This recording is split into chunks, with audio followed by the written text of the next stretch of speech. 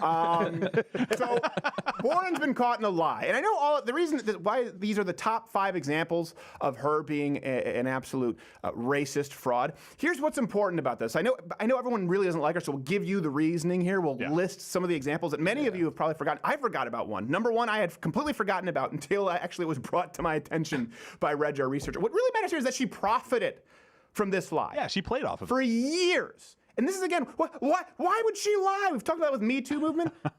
For the same reason, I guess, Elizabeth Warren lied. Christine Ford could have lied. People lie for all kinds of reasons. Okay, so top 5 examples, I guess top 5 times Elizabeth Warren acted like a racist fraud.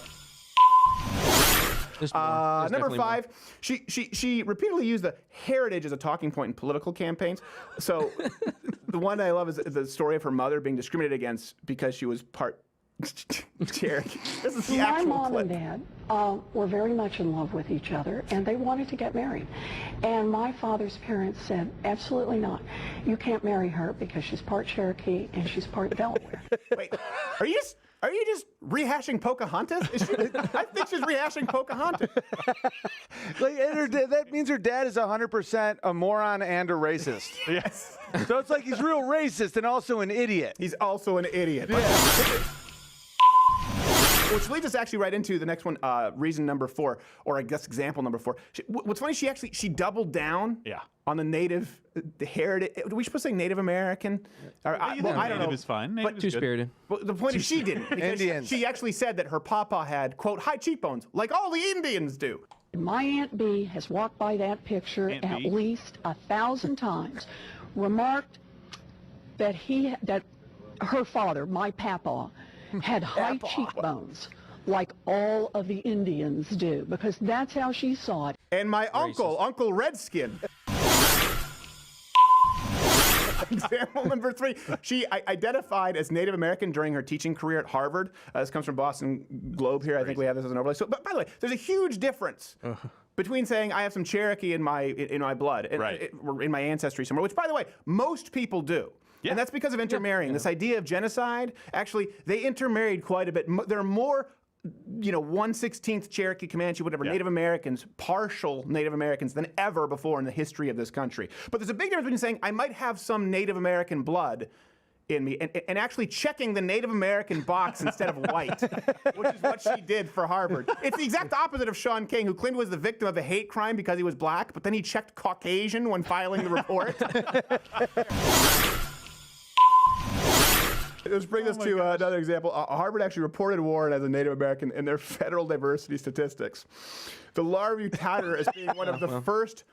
They actually touted her as being, quote, the first woman of color hired at Harvard. What? Harvard, try and do a little better. They're going to champion this like the Ricola guy with the horn in the commercial. Like, she's the first colored woman at Harvard. Really not only is she not in person, she's not even on paper. That's amazing. Oh, my God. So this is I think the prime example, and I had forgotten about this, and then when it was brought up, I was like, oh my gosh, I can't believe that I had forgotten about this. We're going to do this segment. So Elizabeth Warren submitted her family Cherokee recipes for a cookbook. It was called Pow Wow Chow. And her recipes turned out to be plagiarized. If this is not proof positive of deliberate deception gaming the system, I don't know what is. Again, I'm a little murky. How is this not considered cultural appropriation? How is it? We're at a point. How is this not considered cultural? If anyone here were to do this and claim something that was complete, you've been accused of it, Quarter Black Garrett. Yeah. And you're a quarter black. Yep. You would apply for the grant for the Native American, the Firewater Money Grant, like 4 times over. A quarter. I don't know how to do this. I'm not good at fractions, but I do know that it's more than 1 in 1,024. And by the way, she didn't. Here's the thing: all of these things you added up. It's not like she acted like she might be 1 in 1,024th Native American. She acted like she grew up steeped in the culture. Yeah. I was eating powwow chow with pawpaw, smoking peace pipes, and then we would go over to our friend's house where they built igloos in the winter and watch the sunrise. And then we went through a naming ceremony, and I cut weight with Matthew Modine and started hallucinating. Are you just quoting Vision Quest? They figured me out again. She faked an elope. Like, her parents didn't really elope like that. This is a woman who lied about an entire race of people. And here's the thing. By the way, she didn't just say, like, hey, I'm Native American and I'm proud of that. She said, I'm Native American and Papa has high cheekbones and he has no chest hair and I have no ass. And we smoke peace pipes and we don't process alcohol well because we don't have the proper genetic. Like, you picked all of the stereotypes from the shelf, threw them into a pot and said, here, vote for me.